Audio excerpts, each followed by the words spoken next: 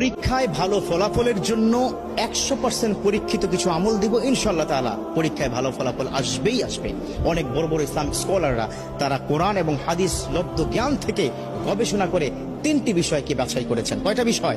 3টি জিনিস যদি কোনো শিক্ষার্থী পালন করে, পরীক্ষার আগের রাতেও যদি করে, পরীক্ষার হলে গিয়েও যদি করে, ইনশাআল্লাহ তাআলা তার ভালো ফলাফল আসবে।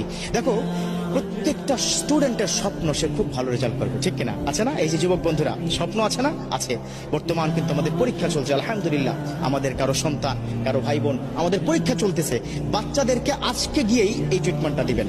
চাচা, আজকে গিয়েই আপনার সন্তানকে বলবেন যে তোমাকে এই 3টি বিষয় দিলাম, অথবা আমার ভিডিওটা তাকে দেখাবেন, পারলে একটু শেয়ার করে দিবেন। কারণ এই ভিডিও শেয়ারের মাধ্যমে যদি কোনো শিক্ষার্থী বন্ধু তারা যদি এই আমলটা করতে পারে, তাদের পরীক্ষা যখন ভালো ফলাফল হবে, ওই একটা ছোট্ট শেয়ারের কারণে আপনার আমল নামায় কিন্তু আল্লাহ পাক সওয়াব লিখতেই থাকবে। সুবহানাল্লাহ। কয়টা বিষয় বললাম? 3টা বিষয়। যুবকরা, কয়টা? 3টা বিষয়। 1 নম্বর হচ্ছে, যেদিন পরীক্ষা তার আগের দিন রাতে মেধাটাকে কি ঠান্ডা মাথায় রেখে পড়াশোনা করতে হবে। খুব একটা উচ্ছৃঙ্খল, এটা পড়া হয় নাই, ওটা পড়া হয় নাই, আফসোস করা যাবে না। কি করা যাবে না? আফসোস করা যাবে না। ঠান্ডা মাথায় বই নিয়ে পড়তে হবে সাজেশন অনুযায়ী, ঠিক আছে? তবে তাড়াহুড়া করা যাবে না, গভীর রাত পর্যন্ত জাগা যাবে না। 2 নম্বর হচ্ছে, আল্লাহর প্রতি সর্বোচ্চ তাওয়াক্কুল করতে হবে।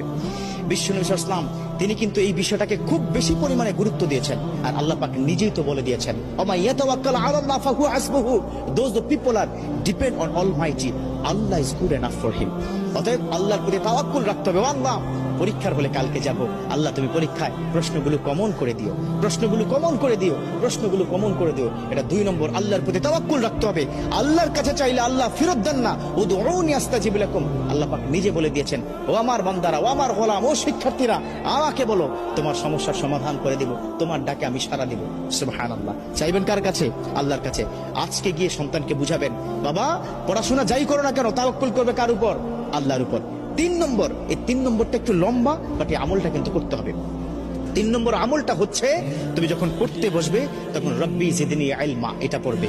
রব্বি ইয়াসসির ওয়ালা তুআসসির ওয়া তাম্মিম আলাইনা বিল খায়র। কোরআনের কিন্তু আয়াত, এটা 2 সূরা থেকে 2টো আয়াত সংমিশ্রণ করে অনেক আল্লাহর ওলিরা তাদের যারা অনুসারী তাদেরকে বলেছেন যে এই 2টো আয়াত যদি কোনো সন্তান পড়তে থাকে, তিনি যা পড়বেন দ্রুত মুখস্থ হবে এবং সেটা মাথায় থাকবে। কথা ক্লিয়ার? রব্বি জিদনি ইলমা রব্বি ইয়াসসির ওয়ালা তুআসসির ওয়া তাম্মিম আলাইনা বিল খায়র। এটা পড়তে হবে পড়ার আগেই, এবং সকালবেলা ঘুম থেকে উঠে মেন্টালি ফ্রি থেকে একদম ফ্রেশ হয়ে উজু করে তারপরে যা কিছু প্রয়োজন পরীক্ষার হলে যাওয়ার জন্য সেগুলো হাতে নিয়ে বিসমিল্লাহি তাওয়াক্কালতু আলাল্লাহ বলে কিন্তু ঘর থেকে বের হতে হবে। একটা টিপস দিব, সেটা হচ্ছে